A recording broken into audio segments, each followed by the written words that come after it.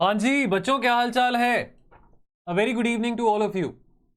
और आज मैं लेके आया हूं इस वीडियो में योजना अगस्त 2023 का एनालिसिस। तो काफी समय से योजना का एनालिसिस नहीं कर पा रहे थे, काफी काम में व्यस्त था। जुलाई का पीछे हमने करा, आज अगस्त का कर रहे हैं। और आहिस्ता आहिस्ता आने वाले वीकेंड्स पे मैं कोशिश करूंगा कि सितंबर अक्टूबर नवंबर का एनालिसिस भी लेके आऊं।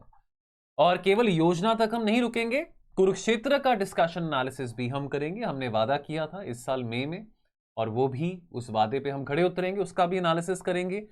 योजना अगस्त की अगर हम बात करें तो ये जो महीने का एडिशन था, जाहिर सी बात है हमारा इंडिपेंडेंस डे होता है तो आजादी का अमृत महोत्सव, ये टॉपिक था, ये इशू था। देखिए योजना मैगजीन, वीडियो शुरू करने से पहले मैं बार बार कहता हूं, सरकारी मैगजीन है, इजिली अवेलेबल है।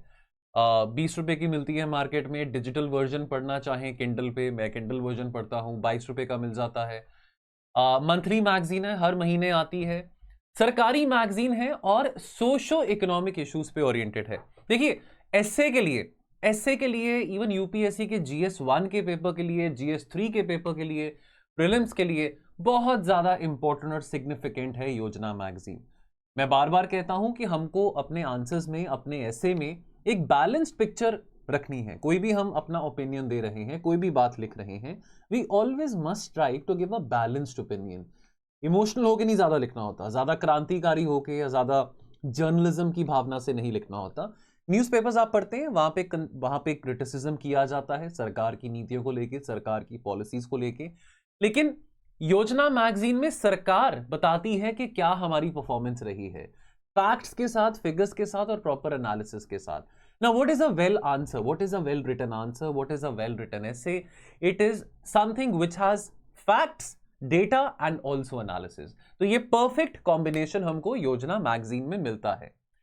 इस योजना इशू में हम 5 टॉपिक्स डिस्कस करने वाले हैं। एक टॉपिक हेल्थ से रिलेटेड है, एक टॉपिक हमारी इंडियन इकोनॉमी से रिलेटेड है, ब्रीफली डिस्कस करेंगे 1947 से लेके आज तक हमारी इकोनॉमी कहां तक पहुंची है।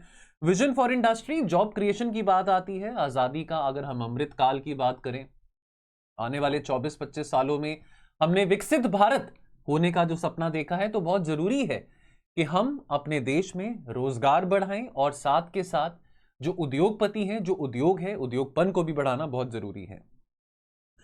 किसी भी देश को आगे बढ़ाने के लिए देश का जो कल्चर है इनोवेशन का, नवीनता का, वो बहुत जरूरी है। अटल इनोवेशन मिशन की बात करेंगे और बात करेंगे ऋषि क्षेत्र के बारे। नाउ अब मैं नहीं जानता कि जो बच्चे वीडियो देख रहे हैं कि वो फर्स्ट टाइम एस्पिरेंट हैं, कि फिफ्थ अटेम्प्ट देने वाले हैं, चौथा देने वाले हैं। लेकिन इरिस्पेक्टिव, ये जो टॉपिक्स आप देख रहे हैं, ये टॉपिक्स मुझे बताइए कोई एरोनॉटिकल इंजीनियरिंग के हैं? नहीं। ये टॉपिक कोई बहुत रॉकेट साइंस वाले हैं? नहीं। ये टॉपिक्स में से मुझे क्या पता लग रहा है, अगर मैंने एसए के टॉपिक्स ढूंढने हैं इसमें से, यदि मैंने एसए का कंटेंट इस वीडियो में से और इस एनालिसिस में से निकालना है, तो मुझे ये पता लगता है कि यहां पे इंडियन इकोनॉमी का पर्सपेक्टिव दिया जा रहा है, हिस्टोरिकल पर्सपेक्टिव दिया जा रहा है। तो जब मैं एसए लिखता हूं और अगर एसए में मैं इंडिया के सोशो इकोनॉमिक सिचुएशन के बारे या इंडिया के इकोनॉमिक सिनेरियो के बारे लिखना चाहता हूं, तो एक हिस्टोरिकल पर्सपेक्टिव अगर मेरे माइंड में होगा तो मैं स्पॉन्टेनियसली वो चीज प्रोड्यूस कर पाऊंगा। हेल्थ के बारे यहां पे बात की जा रही है, तो एनीथिंग, अगर हमारी एसए की थीम है हेल्थ रिलेटेड, या अपने एसए में हम हेल्थ का डायमेंशन ऐड करना चाहते हैं, तो हमको यहां से कंटेंट मिल रहा है। यदि एम्प्लॉयमेंट की बात होती है, इनोवेशन की बात होती है, इंडस्ट्रियलाइजेशन की बात होती है, उसके लिए हमारे पास ये 2 टॉपिक्स यहां पे हमको मिल रहे हैं। यदि बात एग्रीकल्चर की होती है, anything related to agriculture, let's say we talking about yellow revolution और व्हाइट रेवोल्यूशन और ग्रीन रेवोल्यूशन, और इंटरेस्टिंगली इस वीडियो में टुवर्ड्स द एंड मैं बात करूंगा स्वीट रेवोल्यूशन के बारे भी, यानी कि हनी के बारे। तो यानी कि इन टॉपिक से रिलेटेड इंफॉर्मेशन हमको इंडियन एग्रीकल्चर के टॉपिक से मिलती है। तो बेशक 5 टॉपिक हैं, पर हमने क्या देखना है कि हम 5 एसए के डायमेंशंस या 5 एसए के थीम्स हम डिस्कस करने वाले हैं। जब इस नजरिए से योजना को आप पढ़ेंगे या इसका एनालिसिस सुनेंगे तो पढ़ना आसान लगेगा, मजेदार लगेगा। पेज टू पेज मैं कभी भी नहीं बोलता हूं बच्चों कि आप योजना मैगजीन को पढ़ो। इसकी समरी आपको ऑनलाइन बहुत सारे पोर्टल्स में मिल जाएगा। एनालिसिस, वीडियो एनालिसिस भी आपको बहुत सारे यूट्यूब चैनल पे मिल जाएगा। One of them is of course our channel sleepy classes. तो उम्मीद करता हूं कि ये वीडियो आपको मजेदार लगेगा। प्लीज लाइक बटन को हिट करना मत भूलिएगा, और यदि आपके अंत में जाके कुछ सुझाव होते हैं वीडियो को बेहतर करने के लिए, तो वो सुझाव जरूर कमेंट सेक्शन में दीजिएगा, ताकि हमको पता लग सके कि हम और कैसे बेहतर काम कर सकते हैं। तो पहले तो शुरू करने से पहले 5 पिलर्स की बात करेंगे आजादी का महोत्सव की। 5 पिलर्स क्या है? देखिए, आने वाले 25 साल को हम अमृत काल कहते हैं, और अमृत काल के चलते हम विकसित भारत होने का सपना देख रहे हैं। तो बहुत जरूरी है कि जो हमारा संघर्ष रहा है, फ्रीडम स्ट्रगल की जहां पे बात होती है, कितने सारे लोगों की जान गई है, कितने सारे लोगों ने बलिदान दिए हैं आजादी पाने के लिए। 200-250 साल का हमने गुलामी करी थी अंग्रेजों की। तो उस स्पिरिट को, उस शौर्यता को, उस शौर्यता को, उस वीरता को हम नहीं भूल सकते हैं, और उस संघर्ष को याद रखते हुए हमने आगे बढ़ना है। अब अमृत काल की बात हो रही है तो आइडियाज की बात आ जाती है। कौन से ऐसे आइडियाज सरकार के माइंड में है, उद्योगपतियों के माइंड में है, सिविल सोसाइटी के माइंड में है, जैसे कि आने वाले 24-25 सालों में हम इस पीरियड को नेविगेट करेंगे towards becoming the world's largest economy and becoming a developed economy. Then उन आइडियाज के ऊपर हम एक्शंस क्या लेने वाले हैं, क्योंकि साथ के साथ हमको अपने एफर्ट्स पे भी देखना है, चाहे वो in the health care sector हो, चाहे वो इन द स्पेस सेक्टर है, चाहे वो हम आजकल आत्मनिर्भर भारत की बात कर रहे हैं, मैन्युफैक्चरिंग की बात हो। What are the actions, not only by the government but by us, by the civil society, by the private sector, by the government sector, which will make this feat of India becoming a developed economy possible by the next 24-25 years. Resolve करना पड़ेगा, और जब resolve की बात आती है, शपथ लेने की बात आती है, अपने दृढ़ निश्चय की बात आती है, तो वहां पे रिजॉल्व एक सरकार का नहीं होता है, किसी 2-3 व्यक्तियों का नहीं होता है, ये कलेक्टिवली हमारे समाज का होता है। So the journey to 2047 require करता है कि हम सब अपनी पोजीशन से उठें, और अपना जो पार्ट है, जो अपना किरदार है, उसको हम प्ले करें as individuals, as may be in the collective groups, और may be being a part of the civil society, ताकि हम ये जो आने वाले 24 सालों का सफर है, जब हम डेवलप्ड इकोनॉमी के टुवर्ड्स मूव कर रहे हैं, इसको और मजेदार बना सकें। और अचीवमेंट्स बीच बीच में जो हम छोटे छोटे माइलस्टोन्स अचीव करते रहेंगे, कैसे उन अचीवमेंट्स को हम और प्रोपगेट कर सकते हैं, कैसे उन अचीवमेंट्स को हम सेलिब्रेट कर सकते हैं, और कैसे हम सही मायने में दुनिया को दिखा सकते हैं कि हमारी जो सभ्यता है 5000 साल से ज्यादा पुरानी, उसकी लेगेसी आज हम, अपने पूर्वजों की लेगेसी आज हम आगे बढ़ा के लेके चल रहे हैं। आगे बढ़ने से पहले दोस्तों, आपको एक ब्रेकिंग न्यूज में देना चाहता हूं। 27 नवंबर को, जी हां, 27 नवंबर को एसए का बैच 4 लॉन्च हो रहा है दोस्तों। वो बच्चे जो कि 2024 में अपना यूपीएससी अटेम्प्ट टारगेट कर रहे हैं दोस्तों, अभी भी 2 महीने हैं आपके पास, नवंबर से लेके जनवरी एंड तक, जब आप मेंस की प्रैक्टिस, चाहे वो एसे राइटिंग हो, चाहे वो आंसर राइटिंग हो, ऑप्शनल की आंसर राइटिंग हो, अभी आने वाले 2 महीने आप अपने राइटिंग प्रैक्टिस को टाइम दे सकते हैं। और दोस्तों, इसी कोशिश के साथ मैं आपको यह बताना चाहता हूं कि हमने बैच लॉन्च किया है ऑन पॉपुलर डिमांड। पहली बारी स्लीपी क्लासेस के प्लेटफॉर्म पे हमने एसे का मेंटरशिप प्रोग्राम लॉन्च किया था, जो मेरे द्वारा ही लीड किया जा रहा है। तो दोस्तों, आप सबके प्यार और आप सबके सम्मान के साथ आज हम चौथा बैच एसए का लॉन्च कर रहे हैं। दोस्तों, आप इसके बारे इंफॉर्मेशन लेने के लिए हमारे टोल फ्री नंबर पे कॉल कर सकते हैं 1800-890-3043। बैच में 2 तरह की कंडीशंस हैं, या तो चाहें आप केवल कंटेंट ओनली ले सकते हैं, जहां पे आपको वीडियो लेक्चर्स मिलेंगे, और या चाहें आप content plus test plus mentorship ले सकते हैं। यहां पे आपको मेरे साथ पर्सनली मेंटरशिप लेने का मौका मिलेगा। 24 घंटे कभी भी आप मुझे रीच आउट कर सकते हैं। आपके साथ में जुड़ा रहूंगा टेलीग्राम ग्रुप के जरिए, फोन के जरिए, और कंसिस्टेंटली आपको टेस्ट किया जाएगा, जहां पे आपको प्रॉपर मॉडल आंसर्स और फीडबैक प्रोवाइड किया जाएगा। बाकी आपको यह भी बताना चाहता हूं कि अगर आप पंजाब या उत्तर प्रदेश से बिलोंग करते हैं और ये वीडियो देख रहे हैं, तो हमने पंजाब पीसीएस और यूपी पीसीएस ओरिएंटेड एसए के कोर्सेज भी अपने प्लेटफॉर्म पे लॉन्च कर दिए हैं। टोल फ्री नंबर पे कॉल करके इसके बारे जरूर इंफॉर्मेशन लें। चलिए, पहला टॉपिक हेल्थ केयर की बात कर रहा है। देखिए, हमारा जो हेल्थ केयर लैंडस्केप है पिछले कुछ 9-10 सालों में काफी सिग्निफिकेंटली रिफॉर्म हुआ है, ट्रांसफॉर्म हुआ है। अब आज के टाइम पे ऐसा नहीं है कि अच्छा health care is only a luxury for a few certain individuals. No, Modi सरकार की बात करें, भारत सरकार की बात करें, वो वचनबद्ध है, कमिटेड है कि कैसे यूनिवर्सल हेल्थ केयर सबको दिया जा सकता है, चाहे इंसान गरीब है या चाहे वो अमीर है। गॉन आर द डेज के केवल वो लोग अफोर्ड कर सकते थे हेल्थ केयर जिनकी कैपेसिटी थी।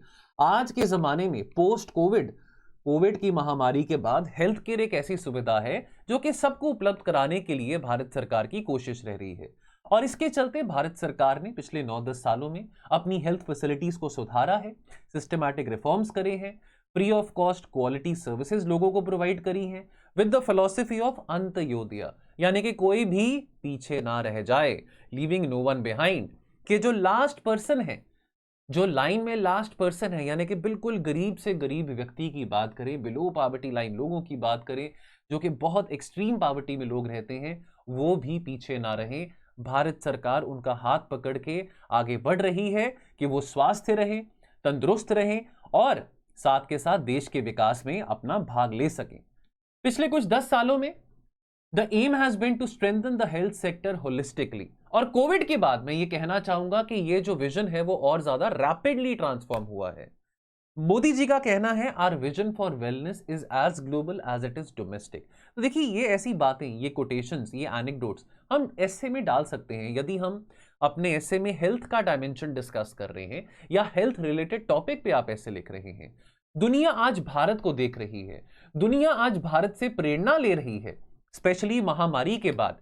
क्यों? और आज दुनिया के लिए अपनी मानसिक हेल्थ मानसिक सेहत हो शारीरिक सेहत हो, अपनी होलसम वेलनेस हो, आज तक पिछले 100 सालों में लोगों ने अपनी सेहत को, अपनी ओवरऑल वेलनेस को इतना सीरियसली नहीं लिया जितना लोगों ने कोविड के बाद लिया है।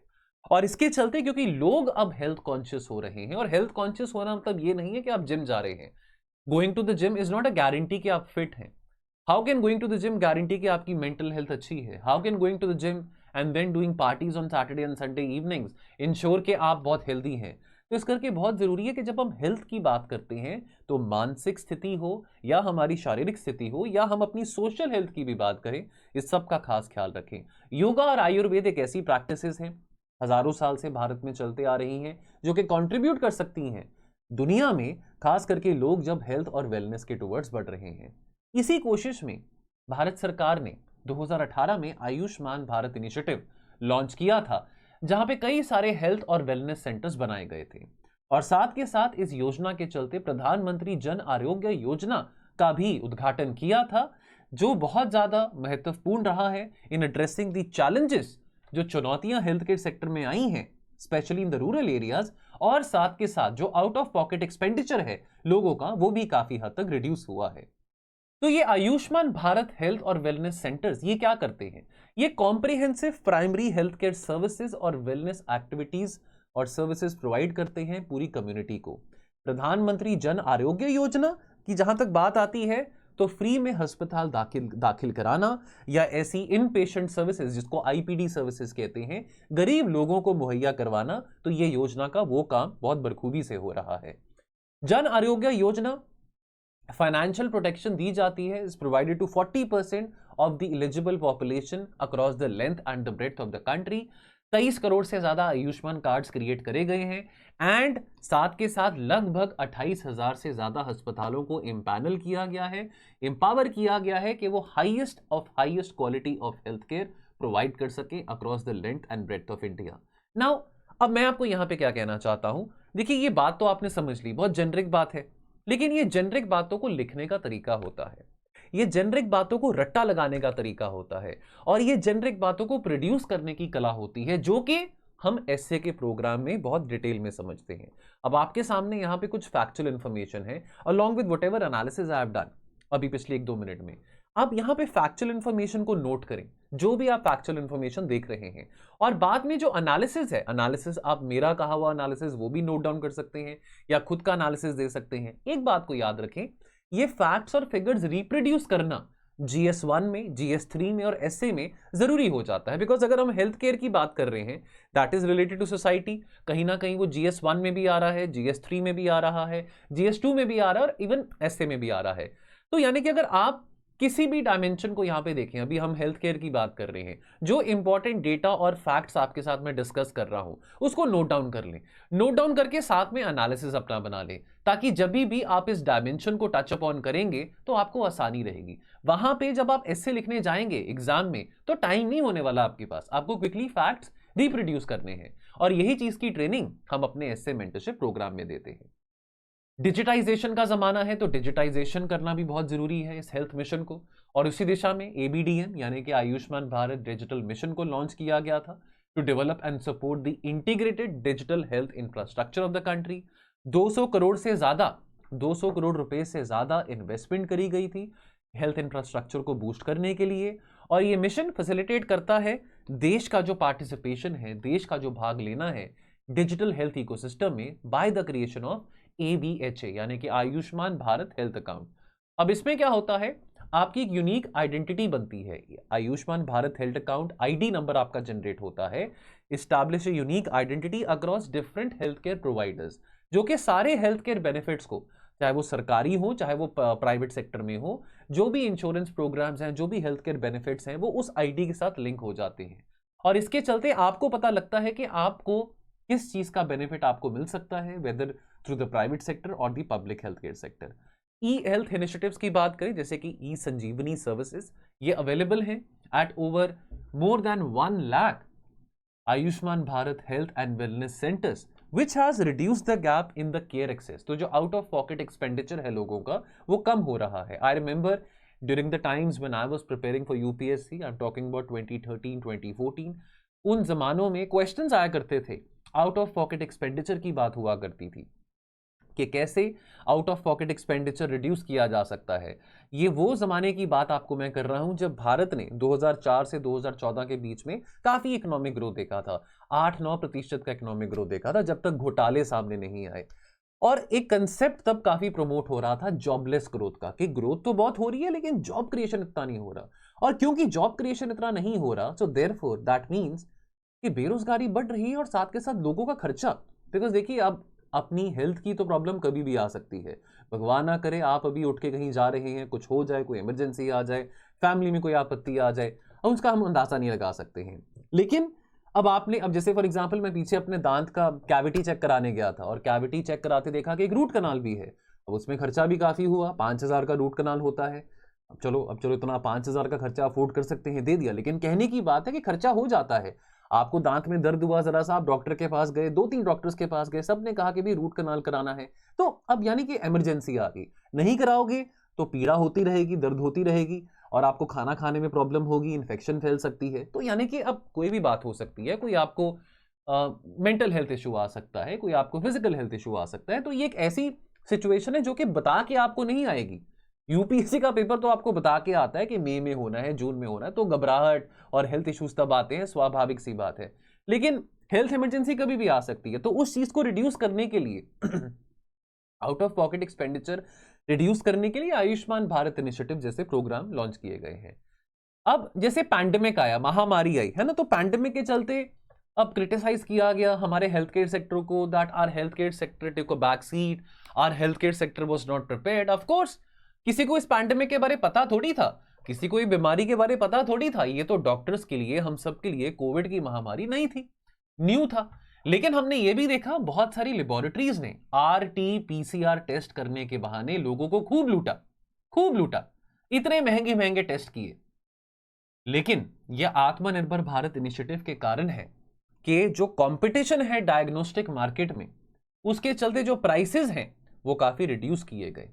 जहां पे 2020 में अगर आप RT-PCR का टेस्ट कराने जाते थे, जब ये महामारी एकदम से नया हम सबको पता लगा था, तो उसकी कॉस्ट कुछ जगह पे तो 4-5 हजार की भी होती थी। लेकिन ये कॉस्ट, थैंक्स टू द सरकारी इनिशिएटिव, वो कॉस्ट 70 रुपए तक आई 2021 में। और ये महामारी के चलते और भी बहुत सारे चीजें हुई, बहुत सारा सुधार हमने हेल्थ केयर सेक्टर में किया। लेकिन प्रधानमंत्री Ayushman Bharat health infrastructure mission, इसकी स्थापना करेगी, जिसने फोकस किया कि कैसे एक्सपेडाइट यानी कि तेजी से जो कैपेसिटीज हैं, जो क्षमता है हेल्थ इंस्टीट्यूशंस की एट ऑल लेवल, चाहे वो प्राइमरी है, सेकेंडरी है, टर्शरी लेवल्स, कैसे उनको मजबूत किया जा सकता है, और कैसे जो पूरा का पूरा इंफ्रास्ट्रक्चर है, starting from diagnosis, surveillance, treatment, research, इन सबको कैसे बेहतर कराया जा सकता है। तो बहुत जरूरी है हम ह्यूमन रिसोर्स की यहां पे सिग्निफिकेंस को समझें। ह्यूमन रिसोर्स फॉर हेल्थ, हमारे यहां पे गरीबों की कमी नहीं है, हमारे यहां पे मरीजों की भी कमी नहीं है, लेकिन हमारे यहां पे क्वालिफाइड डॉक्टर्स की कमी है।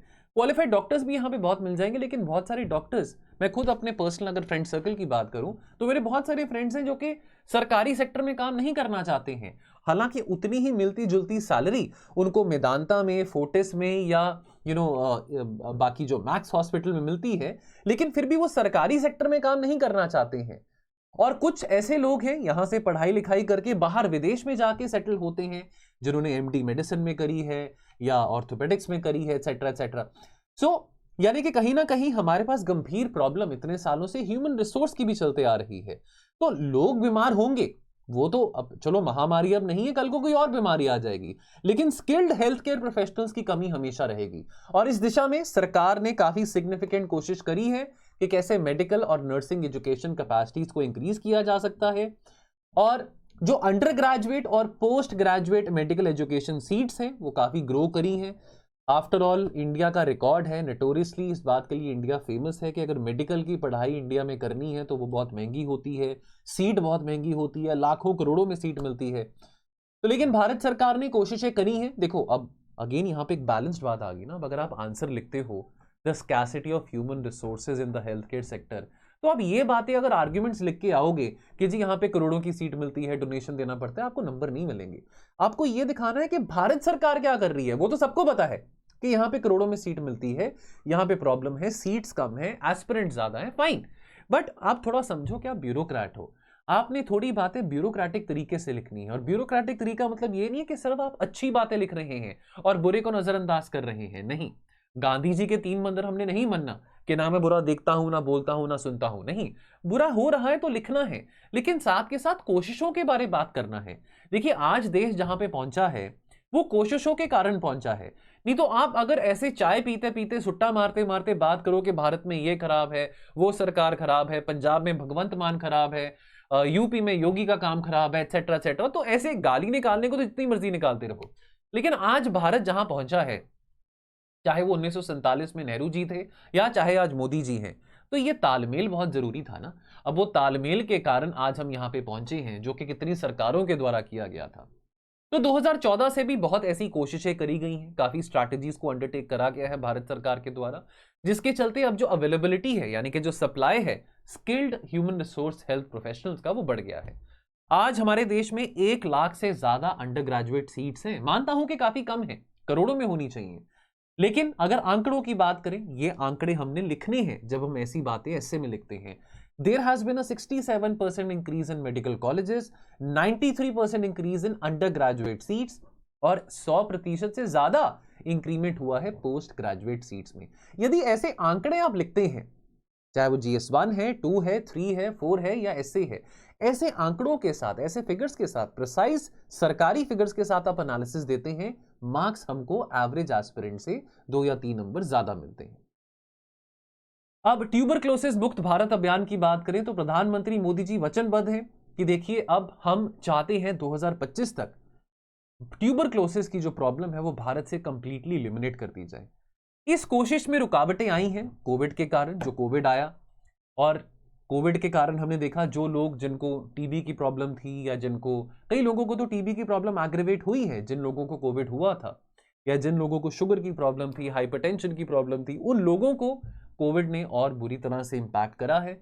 लेकिन कोशिशें हैं, सिटीजन सेंट्रिक पॉलिसीज मोदी सरकार के द्वारा बनाई जा रही हैं, ताकि पहली बात तो हम अवेयरनेस रेस कर सकें कि देखो टीबी का जो इलाज है वो फ्री में सरकार के द्वारा कराया जा रहा है। तो जो गरीब लोग हैं, खास करके वो लोग जो कि स्लम एरियाज में रहते हैं, उनको टीबी ज्यादा हो सकता है, टीबी प्रोन होते हैं, तो उनके पास इतने फैसिलिटीज नहीं है कि वो किसी बड़े अस्पताल में जाके अपना ट्रीटमेंट करा सकें, तो उनके लिए ये फैसिलिटीज अवेलेबल कराई जा रही हैं। तो पहली बात तो है अवेयरनेस, और दूसरी बात है ट्रीटमेंट कराना। तो इन चीजों की कोशिश भारत सरकार के द्वारा करी जा रही है।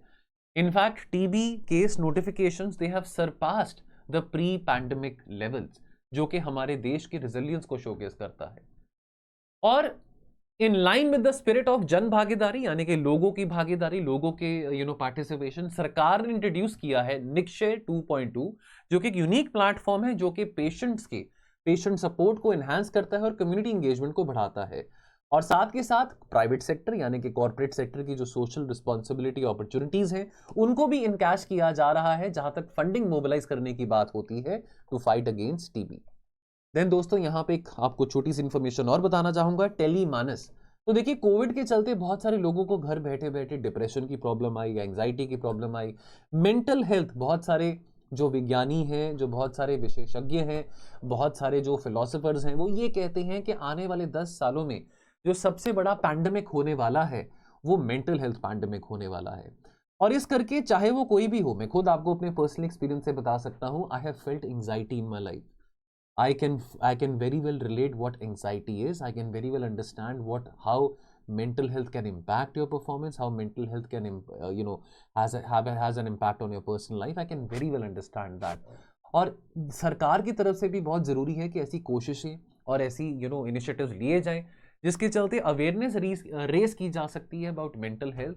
और साथ के साथ टेलीमानस एक इनिशिएटिव है, tele mental health assistance and networking across state, जिसके चलते आप चाहें तो इस नंबर पे कॉल करके, टोल फ्री नंबर पे कॉल करके आप साइकाट्रिस्ट के साथ, थेरेपिस्ट के साथ जुड़ सकते हैं और अपने health issues, mental health issues discuss कर सकते हैं।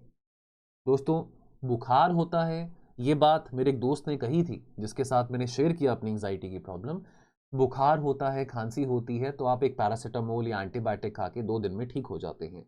लेकिन मानसिक अगर हम बीमारी की बात करें, कुछ एंजाइटी रिलेटेड प्रॉब्लम होती है, स्ट्रेस है आपको लाइफ में, वर्क के रिलेटेड है, एग्जाम के रिलेटेड है, रिलेशन के रिलेटेड है, तो वो 1 या 2 दवाई खा के ठीक नहीं होता, उसमें टाइम लगता है, थोड़ा धैर्य रखना पड़ता है। इंडियन इकोनॉमी की बात करें, हिस्टोरिकल पर्सपेक्टिव, देखिए जब हम आज़ाद हुए तो नेहरू जी को बहुत इंस्पिरेशन, बहुत प्रेरणा मिली सोवियत मॉडल ऑफ इकोनॉमी से।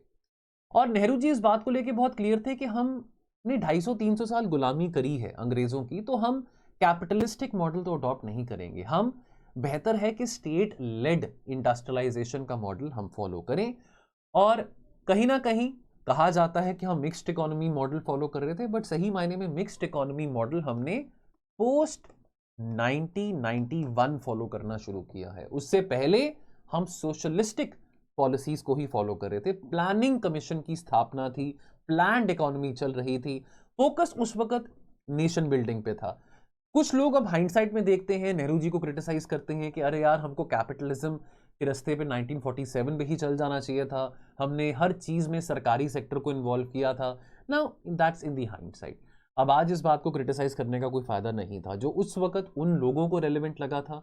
आफ्टर ऑल आप या मैं तो उस वक्त नहीं जन्मे थे, उस वक्त के हालात के हिसाब से, सिचुएशन के हिसाब से जो चीज रेलिवेंट थी वो तब उस वक्त काम आई।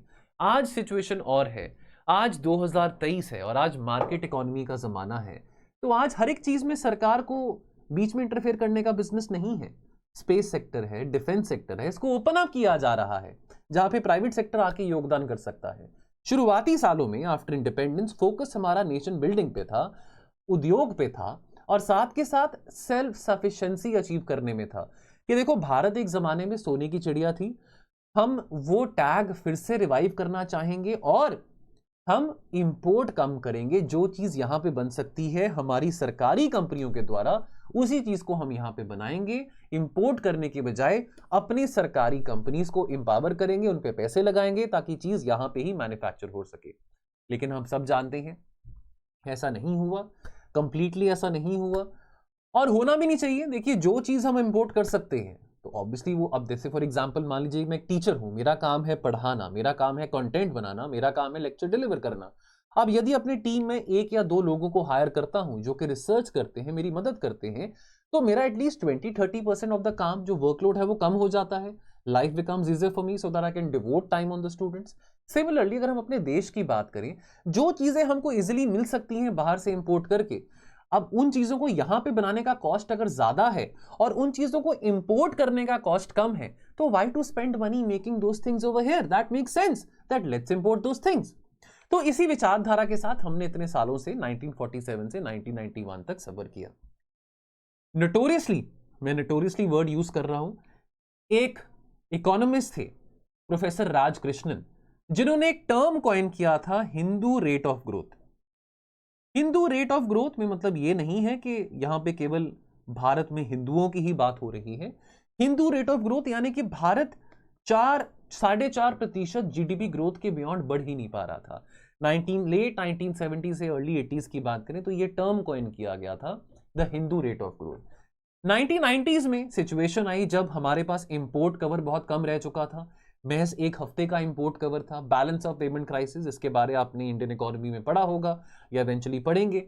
बैलेंस ऑफ पेमेंट क्राइसिस हुआ, हमारे पास इंपोर्ट करने के लिए ज्यादा फॉरेक्स रिजर्व्स नहीं थे, एक्सपोर्ट हम ज्यादा कर नहीं रहे थे, आईएमएफ से हमको पैसे मांगने पड़े, आईएमएफ के पास हमको अपना गोल्ड गिरवी रखना पड़ा। और ये का बात कहते खुशी भी मेरे को महसूस होती है कि भारत इकलौता देश है जिसने आईएमएफ से पैसे मांगे और वापस भी कर दिए।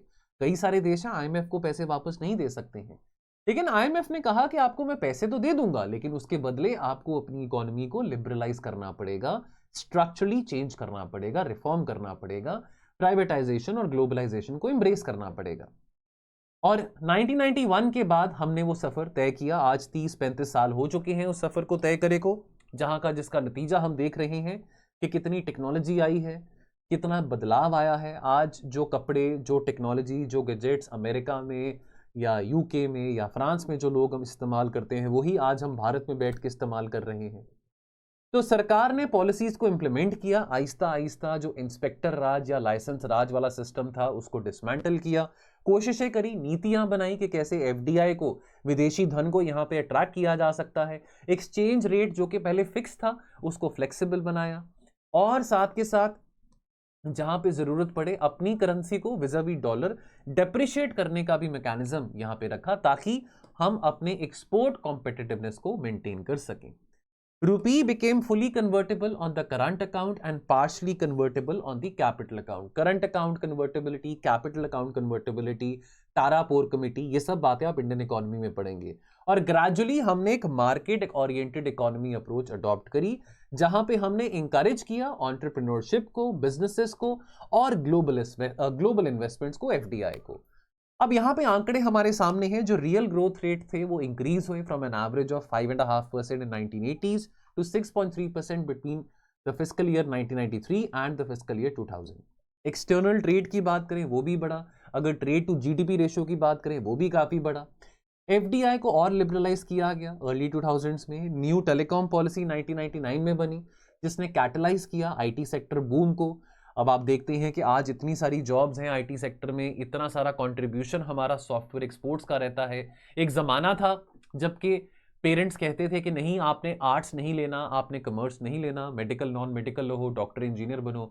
बच्चे कौड़ा घूट पी के, मेरे जैसे बच्चे भी, कि नहीं मम्मा मैंने नहीं करना नॉन मेडिकल। मेरी तो बहुत बार लड़ाई होती थी पेरेंट्स के साथ कि नहीं मैं पीसीएम वगैरह करना चाहता हूँ, मेरा शुरू से ही इंटरेस्ट ह्यूमैनिटीज़ में था। लेकिन नहीं, पेरेंट्स ने कहा कि आपको करना ज़रूरी है। और आज जो इतना सारा हमने सॉफ्टवेयर एक्सपोर्ट किया है, इतना सारा जो हमारे इंजीनियर्स यूके में, यूएसए में, हर जगह मौजूद हैं, इतना डायस्पोरा हमारा मौजूद है, वो क्यों है?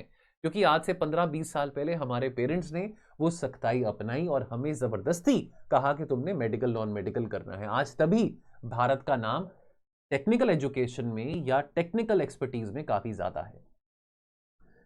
लेकिन दोस्तों साथ के साथ स्ट्रक्चरल रिफॉर्म्स लेके आने भी बहुत ज्यादा जरूरी थे। मुझे याद है 2004 से लेके 2014 के बीच में ये कहा जाता था कि लिबरलाइजेशन, प्राइवेटाइजेशन के अलावा भारत को ऐसे सैकड़ों और रिफॉर्म्स लेके आने पड़ेंगे। लेकिन देखा जाए तो रिफॉर्म्स ऑलरेडी बहुत अच्छे थे जो कि इनिशिएट 1991 में करे गए थे। 2004 से 14 के बीच में अर्थशास्त्री डॉक्टर मनमोहन सिंह हमारे देश के प्रधानमंत्री थे, लेकिन उसके बावजूद भी कहा जाता था कि हमारे यहाँ पे अभी भी रेगुलेशंस बहुत हैं, रूल्स बहुत हैं, स्ट्रिक्ट कंडीशंस बहुत हैं, ब्यूरोक्रेटिक नॉर्म्स बहुत हैं, फाइलें जो है सरकारी दफ्तरों से बहुत स्लो मूव करती हैं, और ब्यूरोक्रेटिक पैरालिसिस की बात की जाती थी, रेड टेपिज्म की बात की जाती थी। बीच में 2008 में फाइनेंशियल क्राइसिस भी आया, लेकिन ग्लोबल फाइनेंशियल क्राइसिस के चलते भारत की जो इकोनॉमी थी काफ़ी रिजिलियंट रही, हम पे इतना इम्पैक्ट नहीं पड़ा thanks to the public sector nature of our banking system. But nevertheless अब पिछले 9 सालों में क्या हुआ है? पिछले 9 सालों में ऐसे काफ़ी छोटे छोटे पॉलिसीज छोटे छोटे रिफॉर्म्स हम लेके आए हैं जिसके चलते जो इन्वेस्टर सेंटिमेंट है और ईज ऑफ डूइंग बिजनेस है वो बेहतर हुआ है। So for example insolvency and bankruptcy code को लेके आना, या for example real estate regulation and development act को लेके आना। मैं मानता हूं कि सबसे ज्यादा काला धन आज भी रियल एस्टेट सेक्टर में ही दबा हुआ है, लेकिन एटलीस्ट ये कानून बनाने से, ये नीतियां बनाने से हम कहीं ना कहीं इन सेक्टर्स को रिफॉर्म कर पाए हैं, थोड़ा स्ट्रीमलाइन कर पाए हैं। और साथ के साथ हमने कोशिशें करी हैं सरकार ने कि फिजिकल और डिजिटल इंफ्रास्ट्रक्चर को बढ़ाने के लिए हम इतने सारे कानून, रूल्स और पॉलिसीज को कैसे एलिमिनेट कर सकते हैं। अब टैक्स पॉलिसी रिफॉर्म्स लेके आए गए हैं, जीएसटी लेके आया गया है, रिडक्शन किया गया है कॉर्पोरेट टैक्सेस में, इनकम टैक्स रेट्स में। देन साथ के साथ एग्जेम्पशन मिली है सॉवरेन वेल्थ फंड्स को, पेंशन फंड्स को, ऐसे बहुत सारे और ऐसे अबॉलिशमेंट ऑफ रेट्रोस्पेक्टिव टैक्स, ऐसे बहुत सारे इनिशिएटिव्स लिए गए हैं। यदि हम जीएसटी की बात करें, वन नेशन वन टैक्स, इसको लेके बहुत डिबेट हुई। जीएसटी की बात हम 1999-2000 से सुनते आ रहे थे, तब अटल बिहारी वाजपेयी प्रधानमंत्री थे। Thanks to late Arun Jaitley who made it possible कि जीएसटी पास हुआ। आज 6 साल हो चुके हैं, 7वां साल शुरू होने वाला है जीएसटी को आए को। और जीएसटी के कलेक्शंस हम देखें, साल भर साल पर मंथ जो कलेक्शंस हैं वो लाखों करोड़ों में जा रहे हैं। लार्ज स्केल पब्लिक स्पेंडिंग हुई है, यानी कि कैपिटल एक्सपेंडिचर, यानी कि कैपिटल एक्सपेंडिचर वो खर्चा जो सरकार के द्वारा किया जाता है एसेट क्रिएशन के लिए, कैपिटल एक्सपेंडिचर बढ़ा है। Capital expenditure by the union government has risen from 2.8% of GDP to close to 4% as per the fiscal year budget of 2022-23। तो ये खर्चा करना बहुत जरूरी है कैपिटल एक्सपेंडिचर, इसी से कंजम्पशन क्रिएट होगा, इसी से कंजम्पशन होगा तो जॉब क्रिएशन होगा। तो कैपिटल एक्सपेंडिचर को बढ़ाना, जीएसटी की कलेक्शंस को मोबिलाइज करना बहुत जरूरी है।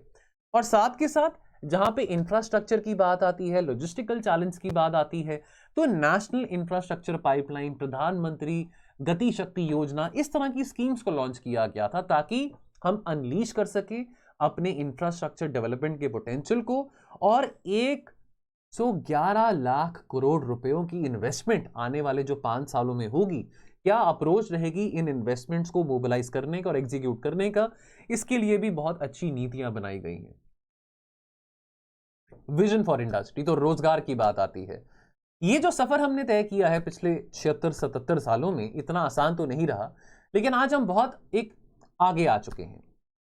एक वो देश जिसको लूटा गया, बुरी तरह से लूटा गया, और आज हम एक इतनी इंपॉर्टेंट इकोनॉमी बन गए। इनफैक्ट आज हम अपने कॉलोनियल मास्टर्स को भी ओवरटेक कर चुके हैं। आज हम 5वें नंबर पे हैं, यूके 6ठे नंबर पे है, हम 5वें नंबर पे हैं। और जैसे भारत एंटर कर चुका है कर्तव्य काल, आने वाले 25 साल बहुत इंपॉर्टेंट है, क्रूशल है। It is time for the country to realise its potential and emerge as a world leader in this post-COVID new world order, specifically at a time post-COVID when we are seeing wars happening, when we are seeing disruption in the international markets, when we are seeing inflation in the advanced economies. On one side we have Ukraine war, on the other side we have the Gaza-Israel tamasha, on the other side we have 1/3 of the world falling into recession. And therefore we also have a challenge of our neighbor, the belligerence shown by China. So therefore India को भी बहुत closely बहुत सारे देश अभी look forward कर रहे हैं, स्क्रूटनाइज कर रहे हैं, और इंडिया का रोल आने वाले 10 सालों में बहुत अहम होने वाला है।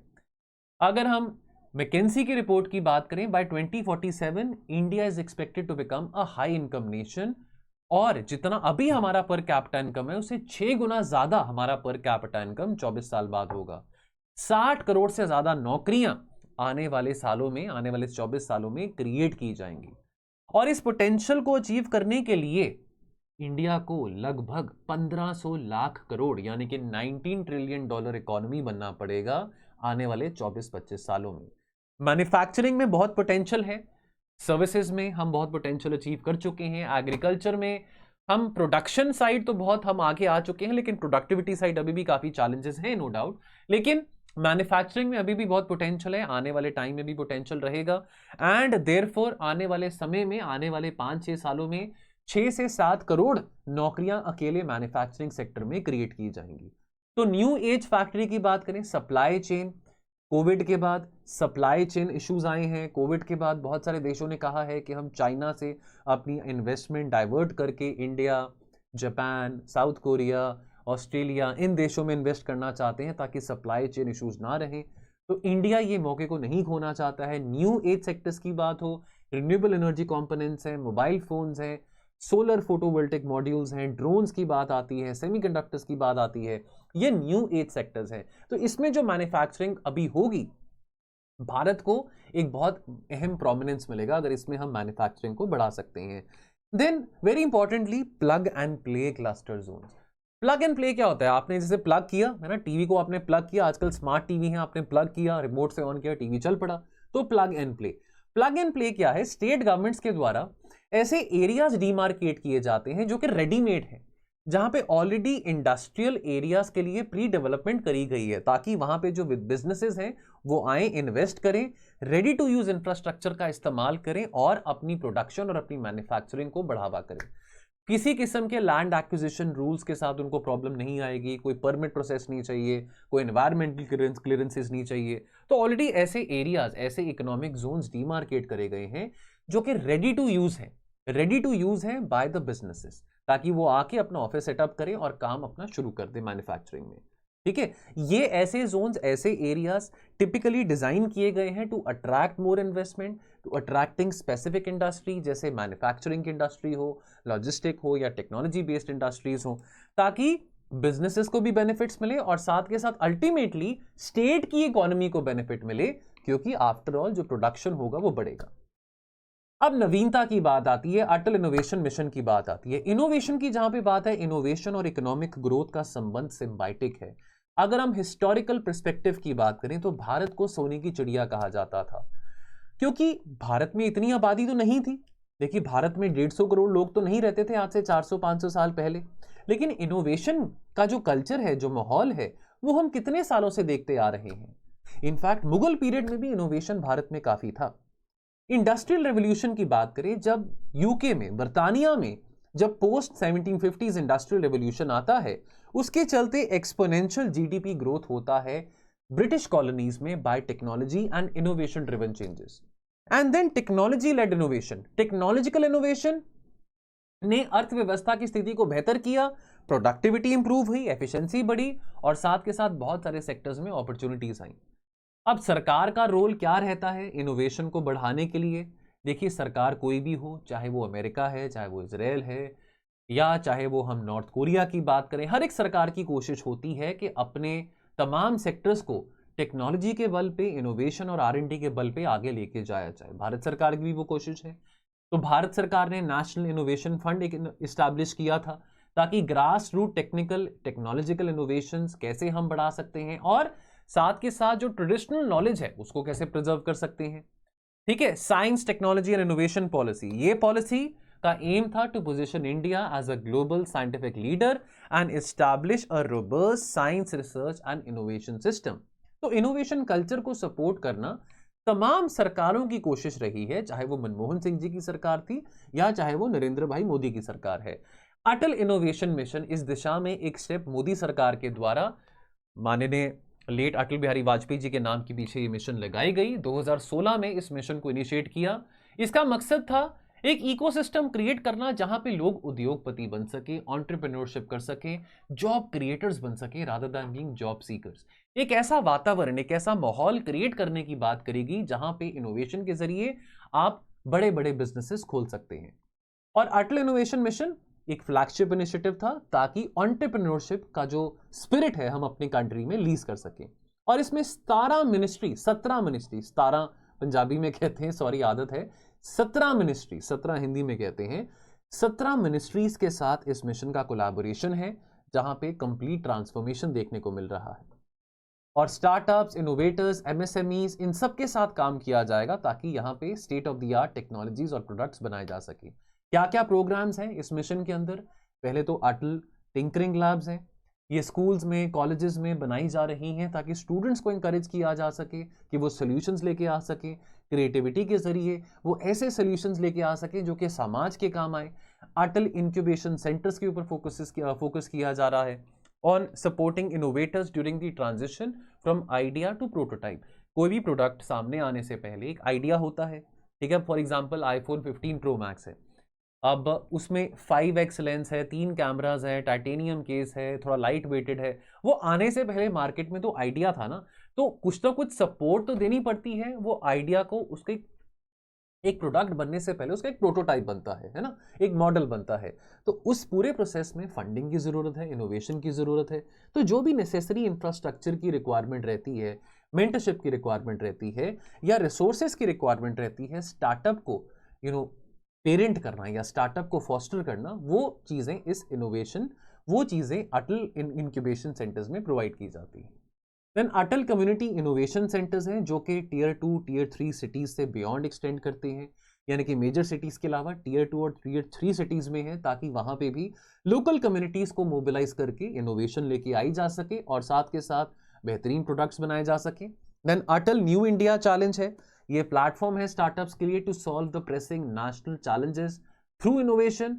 और ऑब्वियसली इनोवेशन के जरिए अगर ऐसे चैलेंजेस सॉल्व होते हैं तो समाज को काफ़ी हेल्प मिलेगी।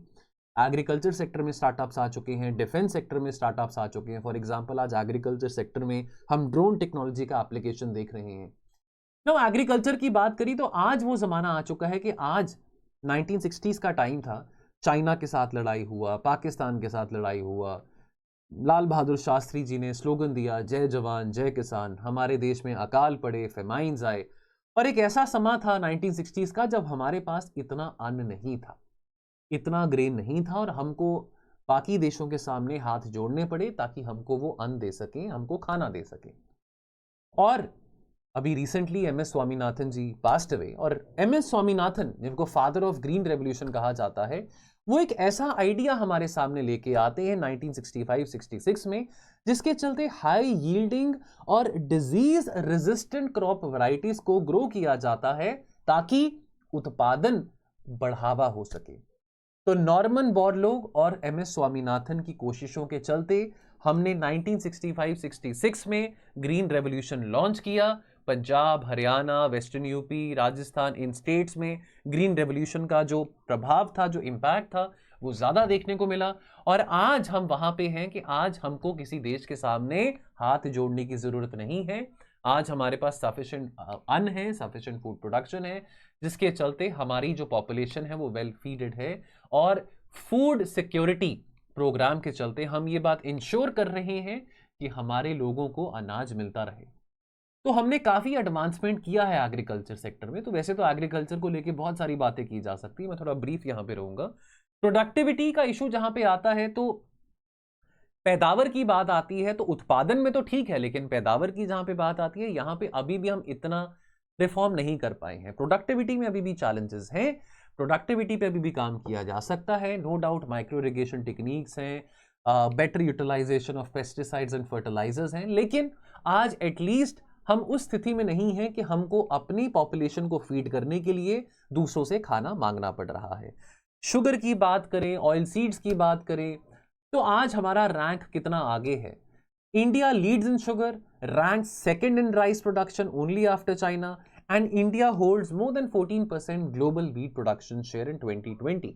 तो यूक्रेन वॉर के चलते हमने काफ़ी अफ्रीकन देशों को भी व्हीट और राइस के सप्लाईज प्रोवाइड किए थे, बिकॉज बहुत अफ्रीकन कंट्रीज हैं जो कि यूक्रेन रशिया पे डिपेंडेंट थे for the wheat and rice supplies. Per capita per day availability of food grains की बात करें, वो आज बढ़ चुकी है। 395 ग्राम्स 1951 में थी, आज 514.5 ग्राम्स है। Let me also tell you, आबादी 1951 में और थी और आबादी 2023 में और है, बहुत फर्क है। हॉर्टिकल्चर क्रॉप्स हैं, वेजिटेबल हो, फ्रेश फ्रूट्स हो, इन सब के उत्पादन में, प्रोडक्शन में भी बहुत चेंज देखने को मिला है।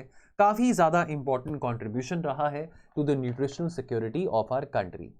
और क्योंकि हम एक फूड सरप्लस नेशन है, तो सरकार वचनबद्ध है एग्री एक्सपोर्ट्स को बढ़ाने में। और एग्रीप्रेन्योरशिप, एग्रीकल्चर को कैसे मुनाफेदार बनाया जा सकता है, एग्रीकल्चर को कैसे प्रॉफिटेबल बनाया जा सकता है, कैसे जो फार्मर्स हैं वो एक वायबल बिजनेस की तरह एग्रीकल्चर को लेके आगे जा सकते हैं। सरकार की कोशिश रही है किसानों की इनकम को दोगुना करना। और जो हमारे एक्सपोर्ट्स हैं, केवल एग्रीकल्चर रिलेटेड नहीं, बट इवन अलाइड एक्सपोर्ट्स, जैसे फिशरीज है, मिल्क है, एग्स है, हनी है, वो भी इंक्रीज हुआ है from around about $42 billion to $50 billion. 2-3 सालों में $10 बिलियन यानी कि 20% बढ़ोतरी देखी है ये आंकड़े हमने कोट करने हैं, इन आंकड़ों को रट्टा लगा लीजिए। स्वीट रेवोल्यूशन की बात करते हैं तो यहां पे हनी की बात आती है, बी कीपिंग की बात आती है। तो इंडिया ने विटनेस किया है exemplary fast pace growth of bee keeping, ये अलाइड एक्टिविटीज में आ जाता है। इंडिया में बी कीपिंग प्रैक्टिस कहां किया जाता है? पहाड़ों में, फुटहिल्स में, फॉरेस्ट में, specifically north and eastern plains of India में। और ये बहुत पुरानी प्रथा है, ये बहुत सालों से प्रैक्टिस की जा रही है और टेक्निक जो है वो इवॉल्व होते जा रही है depending from region to region. अब बी कीपिंग की बात आती है तो एक टर्म को यहां पे समझो, एपीकल्चर। एपीकल्चर क्या है? Of practice of keeping and managing honey bees for the production of honey and other related products. Honey एक नेचुरल स्वीटनर है और उसके बहुत सारे हेल्थ बेनिफिट्स भी हैं, खास करके जिन लोगों को डायबिटीज है। इस प्रोडक्ट का इस्तेमाल किया जाता है और प्रोडक्ट्स को मैन्युफैक्चर करने के लिए। जो कंपोनेंट्स हैं एपीकल्चर के, that includes bee colonies, bee keepers, bee keeping equipment and the products produce from the bee colonies. Bees in fact जो मक्खियां, मधुमक्खियां हैं, वो बहुत इंपॉर्टेंट रोल प्ले करते हैं जहां तक पॉलिनेशन की बात आती है। पॉलिनेशन बहुत जरूरी है। पॉलिनेशन के जरिए जो क्रॉप्स हैं, फ्रूट्स हैं, वो ग्रो करते हैं, उनका ये रिप्रोडक्शन प्रोसेस है। और जो हनी है, जो कि प्रोडक्ट है मधुमक्खियों का, तो वो क्या करते हैं, मधुमक्खी क्या करते हैं, शुगर को गैदर करते हैं from the nectar of the flowers. और honey should be processed as soon as possible after removal from the bee hive. Honey processing एक बहुत स्टिकी ऑपरेशन है जिसमें टाइम और पेशेंस दोनों की रिक्वायरमेंट रहती है। बहुत सावधानी के साथ काम करना पड़ता है कि कोई कंटामिनेशन ना हो। एंड्स होते हैं, कीड़े होते हैं, फ्लाइंग इंसेक्ट्स होते हैं जो कि प्रोसेसिंग स्टेज में, हनी प्रोसेसिंग स्टेज में हनी को कंटामिनेट कर सकते हैं। Honey is very rich in nutrients and antioxidants, इसमें एंटीबैक्टीरियल प्रॉपर्टीज हैं, डायबिटीज मैनेजमेंट में बहुत इंपॉर्टेंट रोल प्ले करते हैं। They form a very important part of a balance diet. तो इसके पोटेंशियल हेल्थ बेनिफिट्स को सोचते हुए और इसका जो इतना ज़्यादा, India is the diabetes capital of the world, तो कितने एडवांटेजेस हैं। तो जितना हनी का प्रोडक्शन हम और इंक्रीज कर सकें और इसके बेनिफिट्स को हम और प्रमोट कर सकें, उतना बेहतर है। India has a good potential for bee keeping and to become a major honey exporting nation.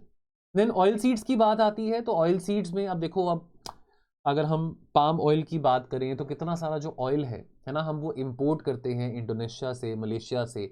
लेकिन अब हम ये भी कह सकते हैं कि सर हमने इसमें भी काफ़ी बेहतरीन परफॉर्म किया है। इसमें भी हमने रैपिडली इनोवेशन के ज़रिए और सरकार की पॉलिसीज़ के ज़रिए जो उत्पादन है इसमें बढ़ाया है। यहाँ पे कुछ फिगर्स आपके सामने मौजूद हैं। सो देयरफॉर कोशिश चल रही है कि कैसे इस सेक्टर में भी हम सेल्फ रिलायंस अचीव कर सकें। दूध की जहाँ पे बात आती है, मिल्क की बात आती है, आई लव हैविंग मिल्क। तो जो पर कैपिटा मिल्क अवेलेबिलिटी है वो भी पिछले 50-55 सालों में बढ़ी है, thanks to the revolution launch by Verghese Kurien, the late Verghese Kurien, जिन्होंने ऑपरेशन फ्लड 1970s में लॉन्च किया था with the farmers of Anand in Gujarat. और इस इनिशिएटिव के चलते network of village level milk cooperatives, जी हाँ मैं अमूल की बात कर रहा हूँ, ऐसे कोऑपरेटिव्स बनाए गए थे, मॉडर्न प्रोसेसिंग प्लांट्स बनाए गए थे, जिसके चलते आज भारत मिल्क प्रोडक्शन में भी लीड कर रहा है। 22 करोड़ टन का प्रोडक्शन हुआ है इन द ईयर 2021-22 में मिल्क प्रोडक्शन की बात कर रहा हूं। तो दोस्तों ये कुछ इंपॉर्टेंट आर्टिकल्स थे। अगर आपने एंड तक वीडियो देखा है तो कमेंट सेक्शन में बताइएगा आपको कैसा लगा। लाइक बटन को जरूर हिट करिएगा और अपने सुझाव जरूर लिखते रहिएगा। चलिए मिलते हैं बहुत जल्द। Thank you so much. जय हिंद।